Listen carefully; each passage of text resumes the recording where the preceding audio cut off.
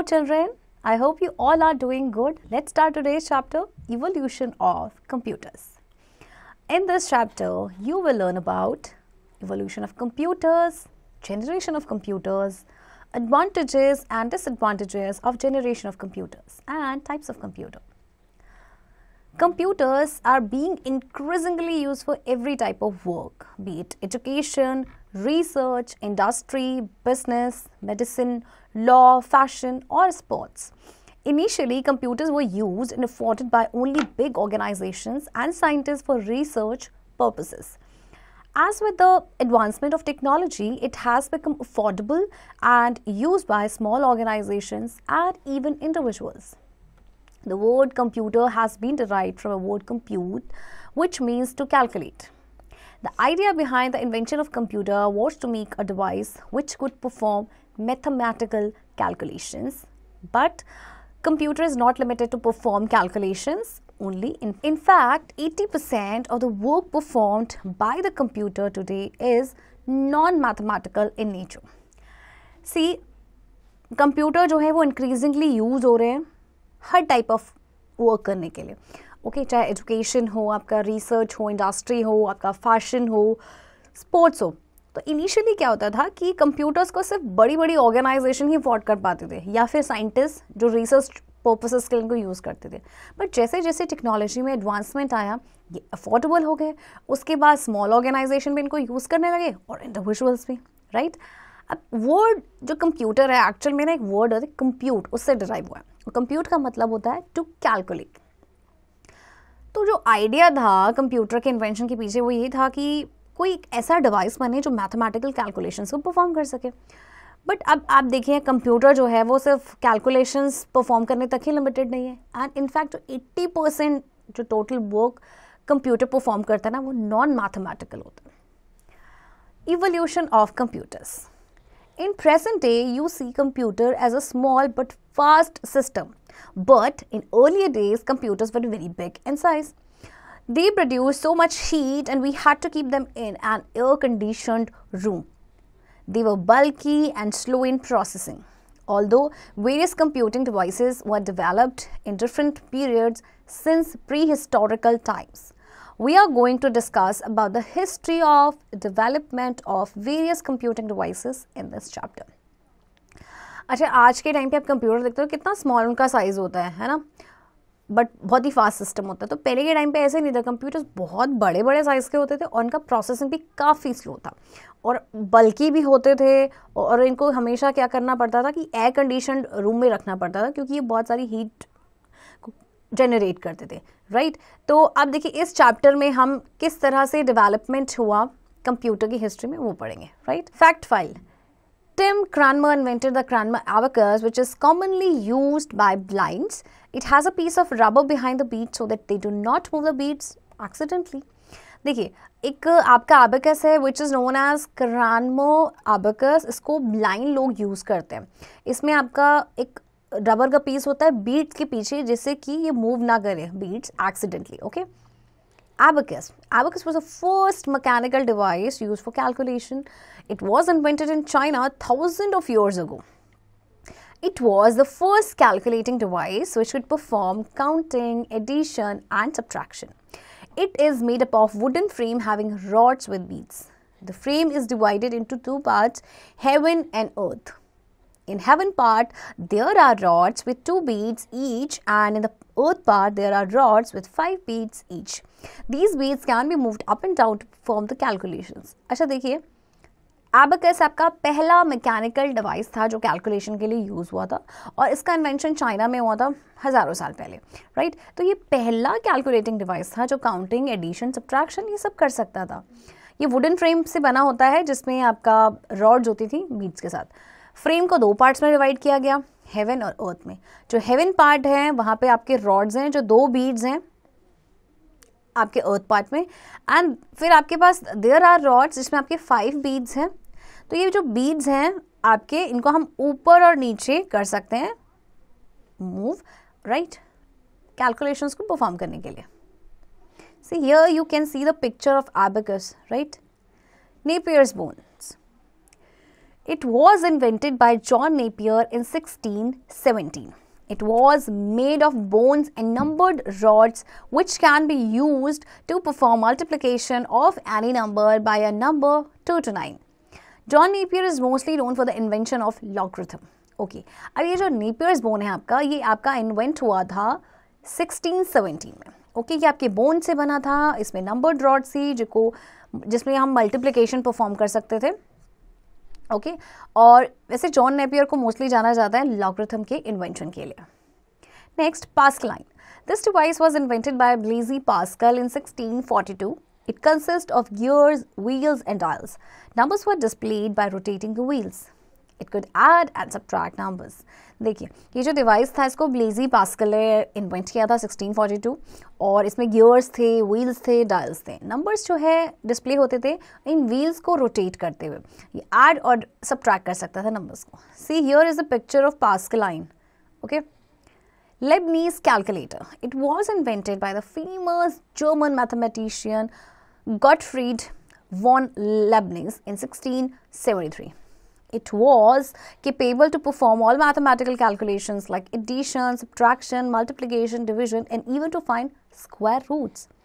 देखिए, अब Leibniz calculator को 1673 में इन्वेंट किया गया था. इसमें मैथमेटिकल कैलकुलेशंस की जा सकती थी, जैसे कि एडिशन, सब्ट्रैक्शन, मल्टीप्लिकेशन, डिवीजन तो होता ही था, साथ ही साथ स्क्वायर रूट्स भी हम फाइंड कर सकते थे. Okay, next, Jacquard loom. It was invented in 1805 by Joseph J. Jacquard. It controlled the way needles passed in a loom using punch card. It performed the basis of storing information on punch cards. Note, a punch card is a stiff paper which is used to contain digital data represented by the presence or absence of holes. Jacquard loom को 1805 में invent किया गया था और ये क्या करता था कि जो नीडल्स आपकी पास हो रही है लूम में पंच कार्ड को यूज़ करते हुए उन्हें कंट्रोल करता था.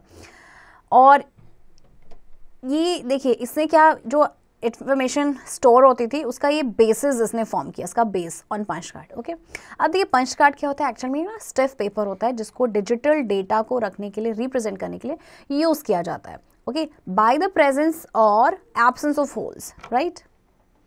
Next, difference engine. It was designed by a British mathematician Charles Babbage in 1822. It used punch cards to store information and do calculation up to 20 decimal places. It is called difference engine because it is based on mathematical principle, namely the method of finite differences. अच्छा, अब difference engine जो है इसको design किया था एक British mathematician ने है जिनका नाम है चार्ल्स बेबेज. और आपको पता है Charles Babbage is also known as the father of computer, right. तो इन्होंने पंच कार्ड्स का यूज़ किया था इन्फॉर्मेशन को स्टोर करने के लिए और ये कैलकुलेशन आपकी 20 डेसिमल प्लेसेस तक कर सकता था, राइट. अच्छा, अब इसको डिफरेंस इंजन क्यों कहा गया, क्योंकि ये मैथमेटिकल प्रिंसिपल पर बेस्ड था, यानी कि जिसका नाम था the method of finite differences. Next, analytical engine. It was also designed by Charles Babbage. It would have been the world's first general purpose computer that had 5 units: input, output, store, mill and control.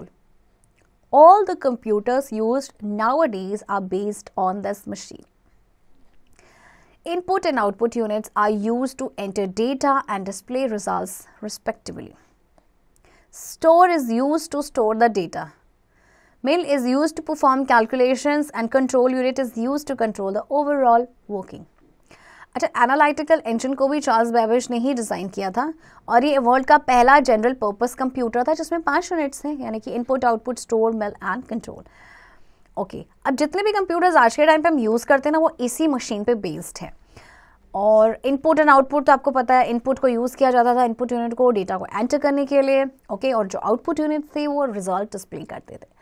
Store को use किया जाता था to store the data and mill जो है वो क्या करता था, कैलकुलेशंस को परफॉर्म करता था. और कंट्रोल यूनिट, और क्या करता था, कंट्रोल यूनिट का जो यूज़ होता था वो क्या करता था कि ओवरऑल वर्किंग को कंट्रोल करना. Fact, Charles Babbage, also known as father of computer, was a British mathematician who originated the concept of digital programmable computer.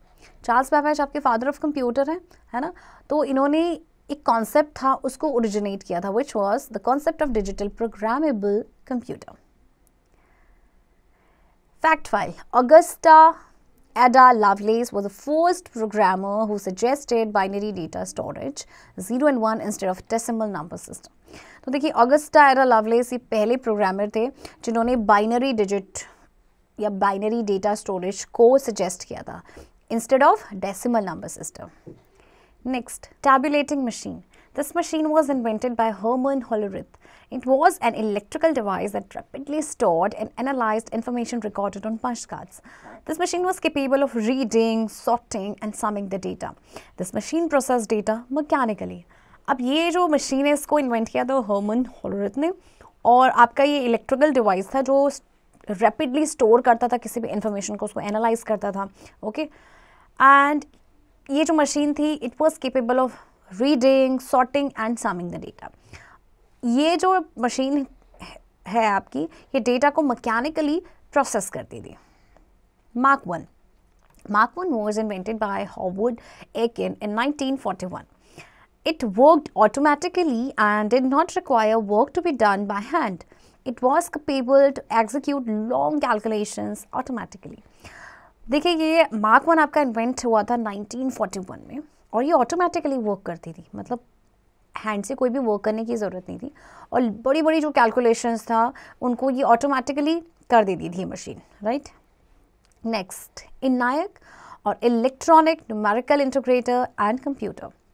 John Maclay and J. Presper Eckert invented this device in 1943. It was first general-purpose electronic digital computer. It was 1,000 times faster than Mark I. It consisted of 18,000 vacuum tubes.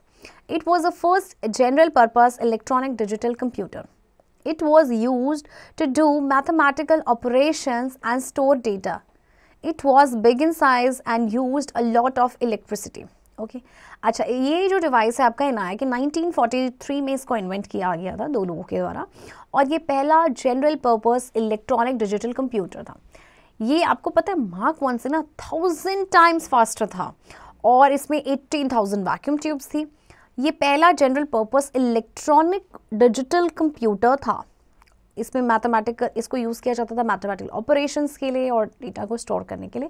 इसका size काफ़ी बड़ा था और ये बहुत सारी electricity भी use करता था. Next, EDVAC, electronic discrete variable automatic computer. It was invented by Maclay, Eckert and John von Neumann in 1949. It was based on the concept of program being stored in the computer along with data. It was binary rather than decimal and was a stored program computer. इसको तीन लोगों ने invent किया था EDVAC को 1949 में, और ये आपका बेस था on the concept of program being in stored in the computer, और साथ ही साथ उसका डेटा भी, राइट. और ये बाइनरी था rather than decimal. Okay. Next, UNIVAC or Universal Automatic Computer. It was developed in 1951 by Maclay and Eckert. It was the first commercially available electronic computer. It was capable to handle both numeric and text data. It was equipped with magnetic tape and buffer memory. इसको develop किया गया था 1951 में, और ये पहला commercially available electronic computer था. ये न्यूमेरिक और टेक्स्ट डेटा दोनों को ही हैंडल करता था, और इसमें ये इक्विप था आपका मैग्नेटिक टेप के साथ and buffer memory. Okay. Next, generations of computers. Generation in computer terms means a step in technology. There are total 5 generations of computer known till today, which we are going to discuss below. Okay. तो देखिए 5 generation है आपकी computer की. तो सबसे पहली जो generation थी आपकी, उसका पीरियड था आपका 1942 से लेके 458 तक, and main component vacuum tube का इसमें यूज़ हुआ था. Characteristics: large size, comparatively small storage, slow speed, high power consumption, large installation area and difficult to program. सबसे पहले इनकी कैरेक्टरिस्टिक क्या है कि बड़ी साइज़ के थे और स्टोरेज जो था इनका काफ़ी कम था, स्लो स्पीड थी, हाई पावर कंजप्शन था इनका, इंस्टॉलेशन जो एरिया था वो भी काफ़ी बड़ा ये लेते थे, और प्रोग्राम करना काफ़ी डिफिकल्ट था. तो इसके एग्जांपल्स हैं आपके EDSEC and EDVAC. Next, second generation आपकी 1959 से 64 तक. अब इसमें मेन कंपोनेंट था ट्रांजिस्टर्स. कैरेक्टरिस्टिक्स क्या है देखिए, smaller, faster and cheaper, contained all the components of modern day computers, printers, storage capacity, operating system, etc. Programming languages like COBOL and Fortran came into use. अब ये देखिए थोड़े छोटे थे, फर्स्ट जनरेशन के कंप्यूटर के जो मुकाबले फास्टर थे और चीपर थे. इसमें वो सारे कंपोनेंट्स हैं जो आज के टाइम पे कंप्यूटर्स में आपके पाए जाते हैं, जैसे कि प्रिंटर है या स्टोरेज कैपेसिटी है, ऑपरेटिंग सिस्टम है, राइट. और इस टाइम पे आपकी कुछ प्रोग्रामिंग लैंग्वेजेस यूज़ हुई जो थी कोबोल एंड फॉर्ट्रन. ओके, और इसके एग्जांपल्स हैं IBM 1401 एंड RCA 501. ओके, अब देखिए थर्ड जनरेशन आपकी आई 1964 से 70 और इनमें यूज़ किया गया इंटीग्रेटेड चिप्स और चिप्स. उनकी कैरेक्टरिस्टिक्स है देखिए, smaller size, increased storage capacity, different programs could be run together. अब देखिए थर्ड जनरेशन में सबसे पहले तो चिप्स का यूज़ किया गया. ये छोटे साइज़ के थे, ओके, और इनकी स्टोरेज कैपेसिटी भी बढ़ गई थी और डिफरेंट प्रोग्राम्स को साथ में रन किया जा सकता था. ओके, इसके एग्जाम्पल्स हैं आपके पास IBM 360 series and 370 series. Fourth 1971 to present, आपकी फोर्थ जनरेशन 1971 से अभी तक आपकी फोर्थ जनरेशन चल रही है और यहाँ पे यूज़ किया गया माइक्रो प्रोसेसर्स का. Okay, so let's check out what are the characteristics. Greater computing power, greater storage capacity, used better storage devices that cost less and could be linked together or networked. इनकी computing power काफ़ी ज़्यादा थी, storage capacity काफ़ी ज़्यादा थी, इसमें better storage devices को use किया गया जिसकी कॉस्ट काफ़ी कम थी और इनको साथ में लिंक किया जा सकता था या नेटवर्क किया जा सकता था. इसके एग्जाम्पल है modern day PCs, laptops and पामटॉप्स.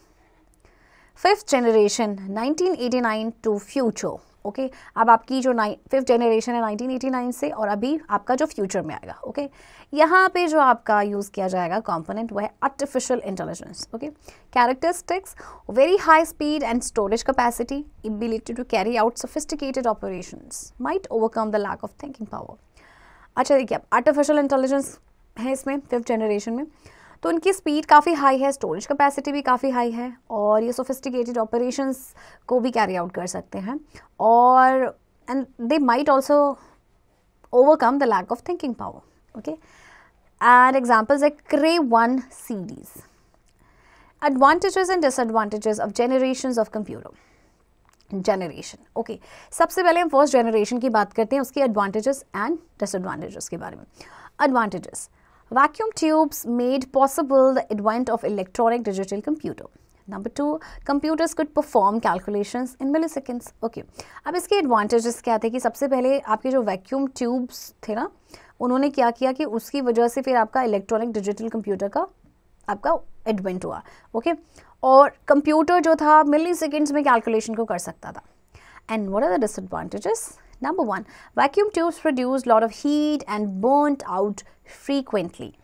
Number 2, systems needed to be kept in air-conditioned rooms. Number 3, bulky in size and non-portable. अच्छा, वैक्यूम ट्यूब जो है बहुत ज़्यादा हीट जनरेट करती थी. ओके, और ये बर्नट आउट हो जाते थे फ्रीक्वेंटली. सिस्टम्स को एयर कंडीशन रूम में रखना पड़ता था क्योंकि ये बहुत ज़्यादा हीट जनरेट करते थे, साइज में बहुत बड़े थे और इनको कहीं ये नॉन पोर्टेबल थे, right. Second generation advantages: generated less heat. Number 2, computations were performed in microseconds. सबसे पहले कि इन्होंने कम हीट जनरेट की, ठीक है, और जो कंप्यूटेशन यानी जो कैलकुलेशंस होती थी वो परफॉर्म होती थी आपकी माइक्रो सेकेंड्स में, right. Okay, disadvantages: number 1, air conditioning was required. Number 2, frequent maintenance was required. अच्छा, इनको भी एयर कंडीशनिंग की ज़रूरत थी और मेंटेनेंस इनको फ्रीक्वेंटली इनका करना पड़ता था. Third generation advantages: number 1, smaller in size as compared to previous generations. Number 2, produced less heat. Number 3, calculations were performed in nanoseconds. अब advantages क्या था कि इनका साइज छोटा था प्रीवियस जनरेशन के कंपैरेटिवली, ये लेस हीट प्रोड्यूस करते थे और कैलकुलेशन को नैनो सेकेंड्स में परफॉर्म किया जा सकता था. ओके, और disadvantages: Number 1, air conditioning was required.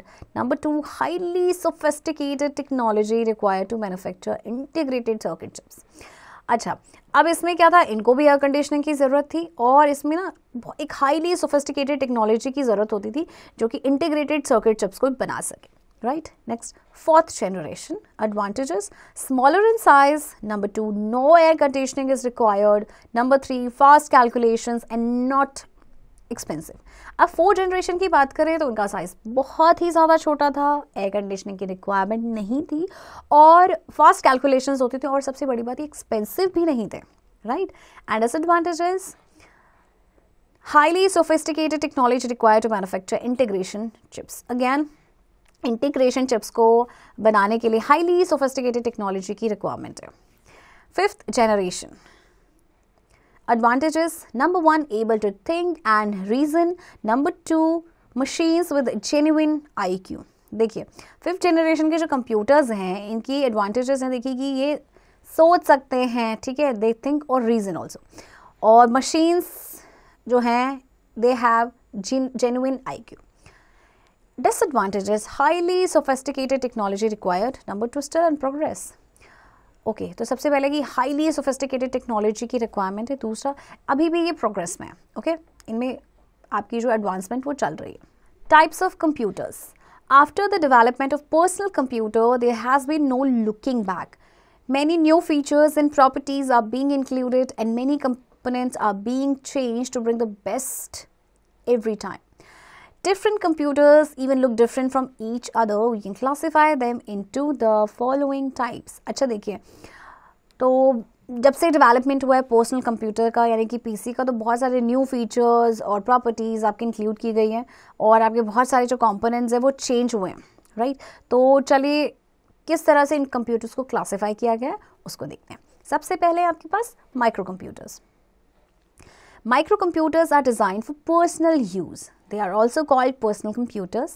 They are small and cost effective. A microcomputer uses a microprocessor, graphics processing unit, network chips and memory. They are found in home, office, schools, shops, etc. Example: cell phone, palm computer, tablet, laptop, desktop computer. Some microcomputers have been explained below. अच्छा देखिए, micro computer जो है उनको specially design किया गया था for personal use. इनको इसीलिए पर्सनल कंप्यूटर्स भी कहा जाता है. स्मॉल होते हैं, कॉस्ट इफेक्टिव होते हैं और इनमें माइक्रो प्रोसेसर का यूज़ होता है.